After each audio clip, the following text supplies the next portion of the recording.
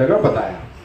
इसके अलावा जो शिक्षा व्यवस्था है, जो हम लोग बिहार में जानते हैं कि पूरी तरीके से शिक्षा व्यवस्था ध्वस्त है, मैं अपने जितने भी मेरी वार्ताएं हो रही है उसमें मैं ये बता रहा हूं कि नीतीश कुमार जी जो एक खुद स्वयं पढ़े लिखे व्यक्ति हैं, एक पढ़े लिखे व्यक्ति के मुख्यमंत्री रहते हुए बिहार की शिक्षा व्यवस्था का ध्वस्त हो जाना शायद उनके 17 साल के शासनकाल का सबसे बड़ी नाकामी है।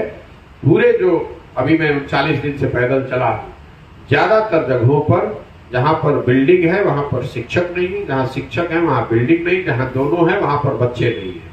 तो स्कूलों में जो सरकारी स्कूल की जो व्यवस्था है वो बिल्कुल ही धराशायी है। ज्यादातर कहीं मुझे ऐसा नहीं दिखा जहां बिल्डिंग है, शिक्षक है, बच्चे हैं, पढ़ाई हो रही है, प्रेयर हो रहा है, असेंबली हो रही है, बच्चे खेल रहे हैं, ऐसा कहीं नहीं दिखता है। स्कूल अगर है तो वहां खिचड़ी बट रही है।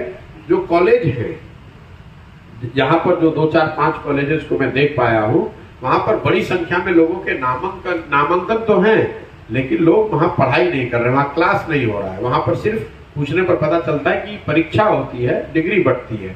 इसीलिए मैं इसको एक लाइन में कहता हूँ, मेरा 40 दिन का जो अनुभव रहा उसके आधार पर मैं ये कह सकता हूँ कि इस ध्वस्त शिक्षा व्यवस्था को आप एक लाइन में कह सकते हैं कि स्कूलों में खिचड़ी बट रही है, कॉलेजेस से डिग्री बट रही है, पढ़ाई दोनों में कहीं नहीं, पढ़ाई में दोनों जगह में कहीं नहीं हो रही है।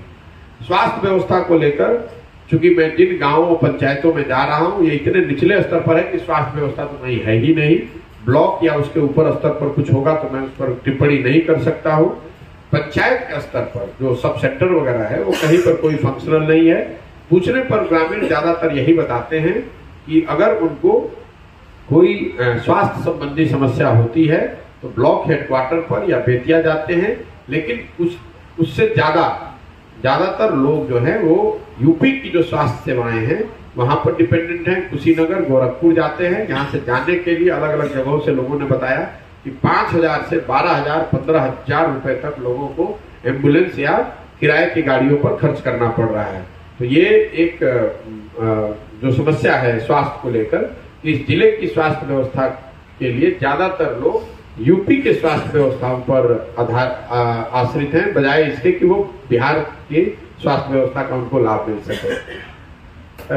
इसके अलावा अगर अब मैं आपको बताऊं, शिक्षा, स्वास्थ्य हो गया, रोजगार की बात मैंने कर दी, किसानों की बात मैंने आपको कर दी। अफसरशाही, भ्रष्टाचार का आलम का तो कोई पूछना ही नहीं है। कोई ऐसा गांव नहीं है जहां पर कि लोगों ने ये नहीं बताया कि साहब अफसरों की हालत ये है कि उनकी जो मन में आ रहा है वो कर